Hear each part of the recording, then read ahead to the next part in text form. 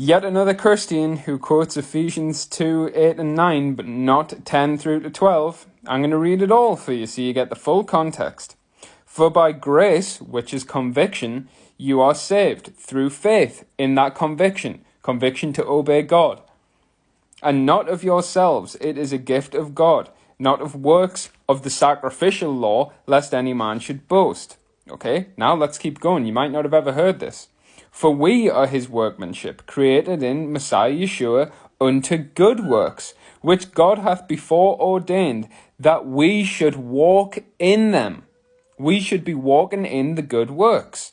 Wherefore remember that you being in times past Gentiles in the flesh, who are called uncircumcision by that which is called circumcision in the flesh, made by hands, that at that time, okay, listen to this, that at that time you were without the Messiah, being aliens from the commonwealth of Israel, strangers from the covenants, two covenants of promise, having no hope and without God in the world.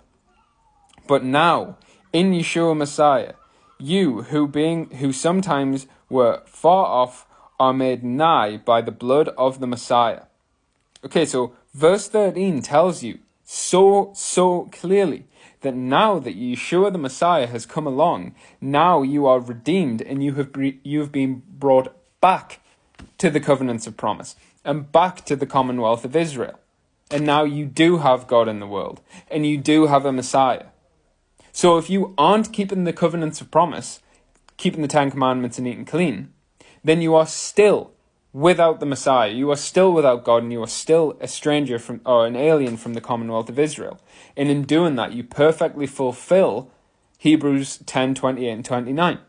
That says that those that died under the law of Moses died under 2 or 3 witnesses. So those that died under the sacrificial law, they didn't have the gospel. But now that we do have the gospel, how much sorer is your punishment going to be if you tread underfoot the Son of God, count the blood of the covenant, wherewith you are sanctified an unholy thing, and do despite unto the Spirit of grace? How do you do despite unto the Spirit of unmerited favour? By its essence, by its definition, that is not possible. You can't do despite unto unmerited favour. But when you understand that grace is the spirit of conviction, now it makes sense. Now you understand, yeah, of course you can do despite unto the spirit of conviction if you don't listen to it, which is exactly what you've done. You've trodden underfoot the Son of God, and you have counted the blood of the covenant wherewith you're sanctified an unholy thing, because you don't even keep the covenant. Yeshua took away the sacrificial law that was added to the covenant. Go read Deuteronomy 31 verse 24.